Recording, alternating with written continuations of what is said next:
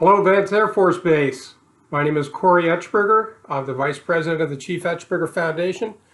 And I first want to thank Airman First Class Lawson for inviting me to make a few remarks to Vance. As you know, Vance is named after Lieutenant Colonel Robert Vance Jr., World War II Army Air Corps Medal of Honor recipient. So it's my pleasure to be here. I'm confident that Airman Lawson is going to do a fantastic job of telling you about my father's actions in March of 1968. What I'd like to do today is to talk about this person. Sorry to go low tech on you here, but this is an actual official Air Force photograph from the first official ceremony performed by the first Chief Master Sergeant of the Air Force, Chief Paul Airy. He's standing there with my mother and my older brother at a Pentagon ceremony at the White House. We'll discuss why they were there in January of 1969. Before Dad went on this mission, he told my mom that he was going on a mission that was going to involve much secrecy. And before all the men went on the mission, they were invited to the Pentagon to a briefing. And once they were told that they were going to be running a radar installation in Laos secretly to try and bring an early end to the Vietnam War, these men were excited in the fact that they thought they were going to be saving American lives. Once they were briefed, they were then told to move all their families to civilian status. They could no longer be living on an air base if they were going to be hired by Lockheed Aircraft Services and discharged from the Air Force. And the women were then briefed. They were taken to the Pentagon as well. They were told that these men were going to be running a radar installation in Laos under civilian status, and that the families' dependents would no longer be living on an air base. At that time, we were at Scott Air Base in Illinois. We were moved to Pennsylvania. And once the women were briefed, they were then handed a sheet of paper saying, here's a secrecy agreement.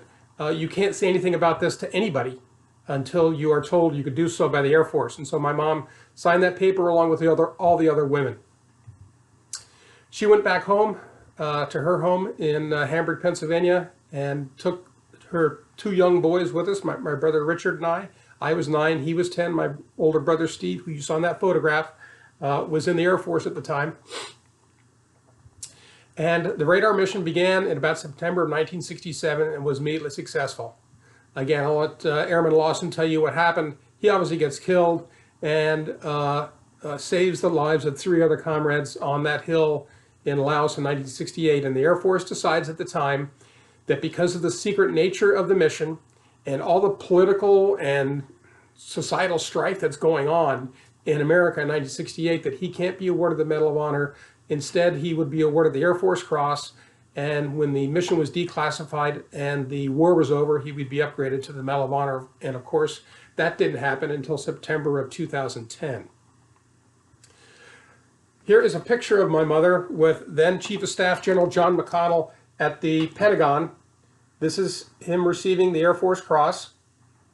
And you don't have to be a psychologist with a degree in nonverbal cues to see that Kay Etchberger is not happy at this point.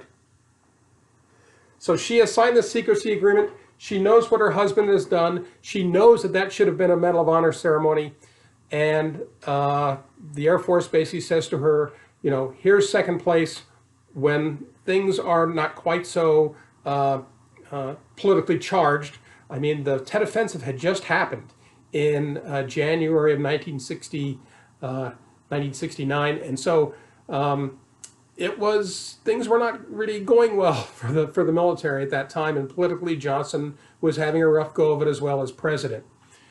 And so she takes that Air Force Cross, and you know, what would you do with it? You would probably do, you would probably do with it what I've done here with Dad's Medal of Honor, right? It would be have a place of honor in your office and in your study. Well, what Mom does with it is she takes it, puts it in another box, puts a blanket over the top of it, and puts it in the back of her closet in her bedroom. Why does Kay Etchberger do that? And, you know, Mom died in 1994, so I never really got to ask her. But since all of this has happened with the Medal of Honor 8 years ago for Dad, a lot of things have come to light, and we figured a few things out as a family. And Remember, Mom signs that secrecy agreement, which saying she won't say anything to anybody about what happened. She's already protecting her 3 sons. She's already telling us that he's been killed in a helicopter accident somewhere in Southeast Asia. Now, people ask me over the years, Corey, your dad received an Air Force Cross for a helicopter accident. Didn't you think it was kind of odd? And honestly, my answer to you is no. I'm 9 years old. What do I know? You know, doesn't everybody get one of these? I didn't really realize how rare they were. At that time, there were only 19 enlisted airmen who'd received the Air Force Cross. The other reason she does that is that if that Air Force Cross is out, right, and if it's, you know, on display like this, and people come to visit, what are they going to do? They're going to ask questions. So Kay Etchberger is taking that Air Force Cross and putting it in the back of her closet because of her integrity. Because she has promised her husband, she has promised the Air Force, and she's promised our nation that she will say nothing about it until the Air Force says that she can do so. And so what she's trying to do is she's trying to keep that very difficult question from ever being asked. If it's not out, then people can't ask questions about it, and then she won't be really committed to lying about it. Because Kay's got 4 options if people ask her about it. She can tell the truth. She's not going to do that. She can obfuscate it. She can say nothing, or she can do what she's doing with her 3 sons, and that's protecting them by telling them who was killed in a helicopter accident. That's what the media reported, and that's what Kay Etchberger said until her dying day in 1994. And that, folks, I think, is what integrity is all about.